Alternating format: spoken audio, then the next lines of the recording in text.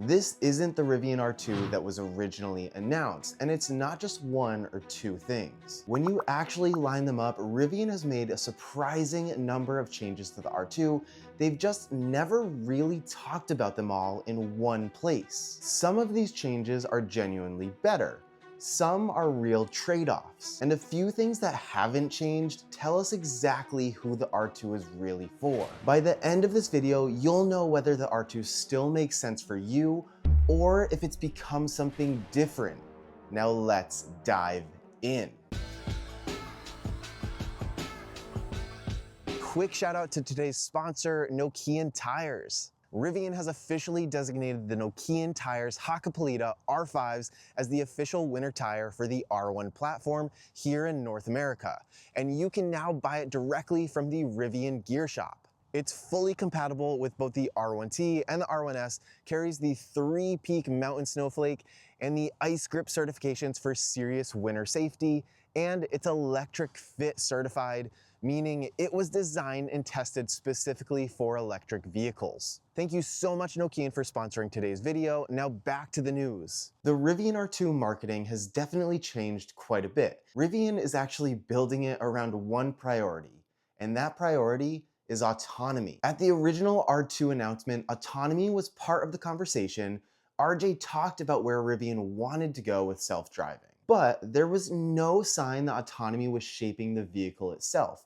And that's the difference now. Because the R2 now includes LiDAR, and it's paired with Rivian's new Gen 3 autonomy computer, RAP1. And that combination changes the R2's focal point, in my opinion. I feel that adding LiDAR affects packaging, wiring, powering, cooling, the fundamentals of the vehicle, which they've had to add to. And this tells you that this wasn't just a little feature add-on, it was a priority shift.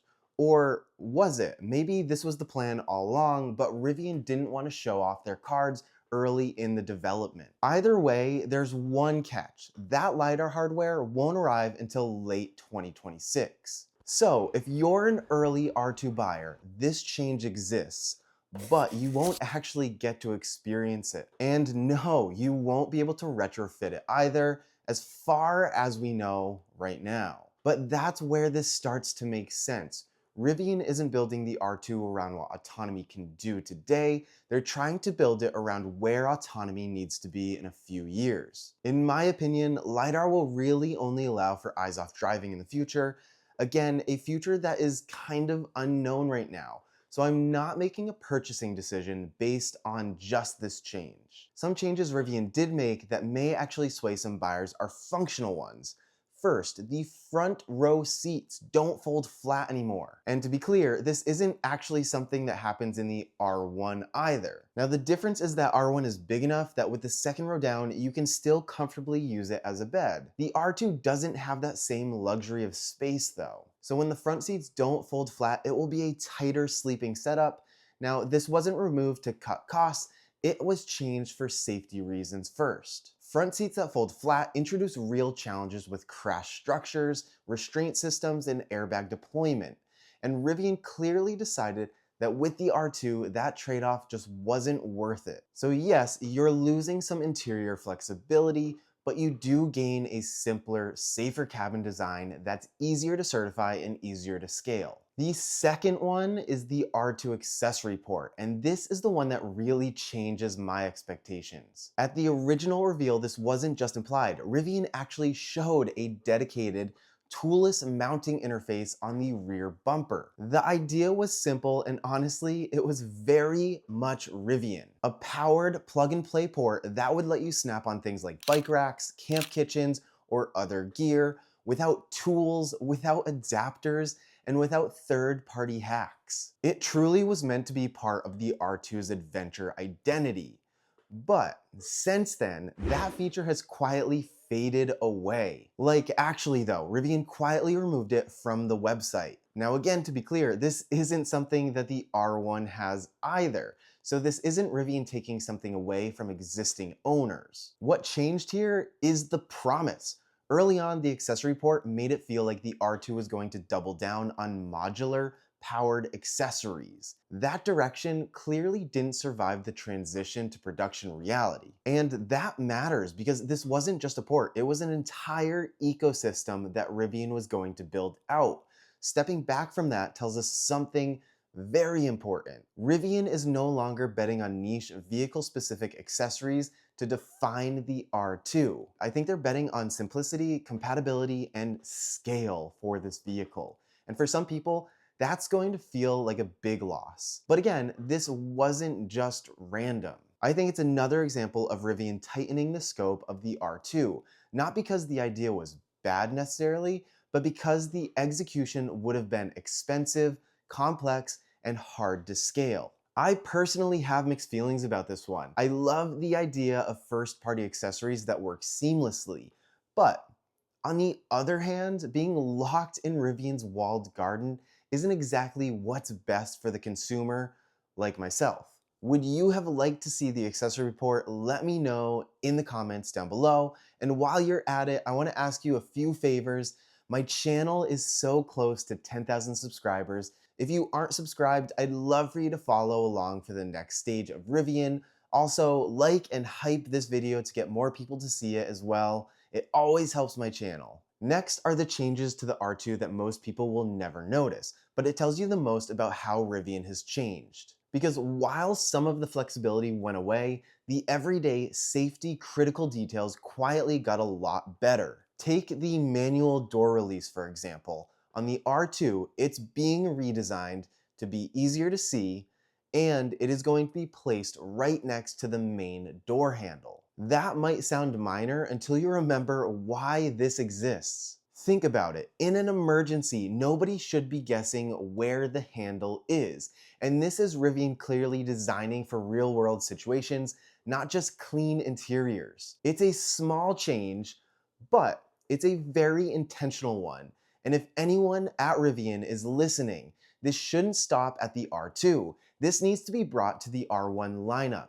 People should not have to jerry-rig the manual release with a cord for their safety.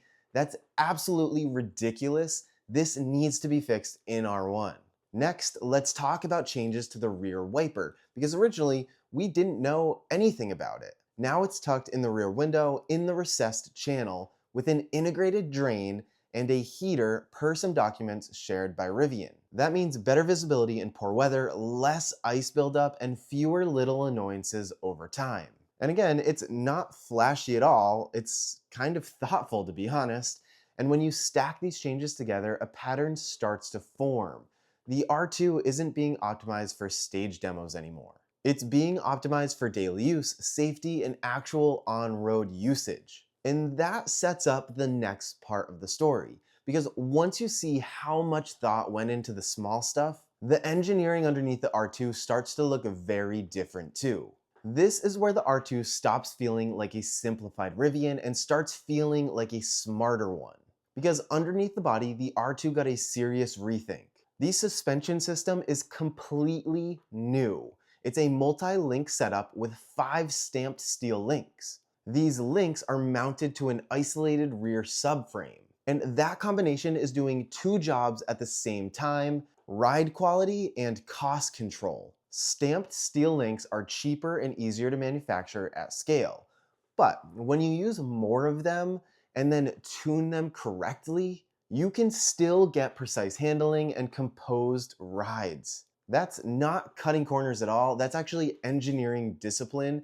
And then there's the part most people missed. Rivian designed a new starfish forged aluminum rear knuckle. Instead of separate mounting points and bushings, this single component integrates the attachment points for all 5 links. But why does that matter? Because it reduces unspring mass, which improves ride comfort, responsiveness, and overall feel. So while Rivian saved money in one area, they spent it where it actually matters dynamically. This is the kind of change that you don't feel on a spec sheet. You feel it every single time the road gets rough or the corner tightens, and that's the theme here. The R2 isn't cheaper because it's worse. It's cheaper because it's being more intentional. I think that Rivian figured out where precision actually matters here and where simplicity is good enough. And once you realize that, the next set of upgrades still feel even bigger, because the biggest leap that the R2 makes is not mechanical. It's actually electrical. This is the part where the R2 quietly leapfrogs the R1 currently. You heard that right, it's better than R1, because electrically, this is not a hand-me-down platform. It's actually a clean reset. The R2's body wiring harness is a massive improvement over even the R1 Gen 2, which was even better than the Gen 1. It has fewer runs, it has a cleaner architecture, it has less complexity, and that matters more than it actually sounds. Because wiring affects reliability, serviceability, and weight, and how fast Rivian can actually build these things. This is Rivian designing a vehicle that wants to be manufactured at scale. And then there's something that we've been wanting for a long time.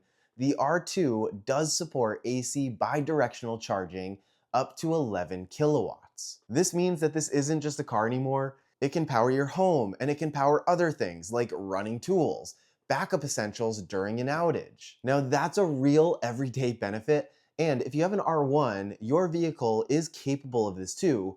The biggest question though, when will Rivian allow for this to be utilized? Because they've been ice cold on this topic for quite some time. Now, I want to reaffirm that R2 isn't the cheap Rivian.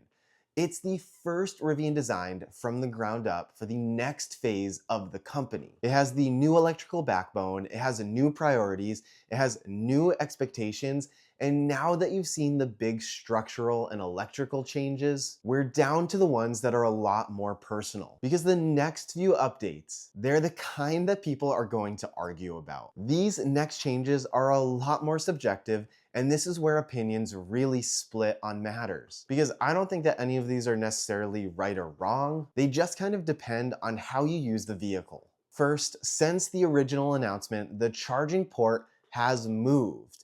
On the R2, it's now on the left rear side instead of the right rear side. For a lot of people, that's a huge win. For others, especially if you've built habits around certain chargers, it gets kind of annoying. For me personally, I think in the long run, the back right makes the most sense, but let me tell you, people on the internet definitely don't agree with me on that one. But to be honest though, it's not the biggest deal, and it makes more useful at older Tesla superchargers with shorter cords. So that'll be nice when you pull up, you don't have to block two spots. The other one update to the R2 is Cosmetic. Originally, we saw the R2 in a white color. Now, Rivian has also introduced a new shade of gray.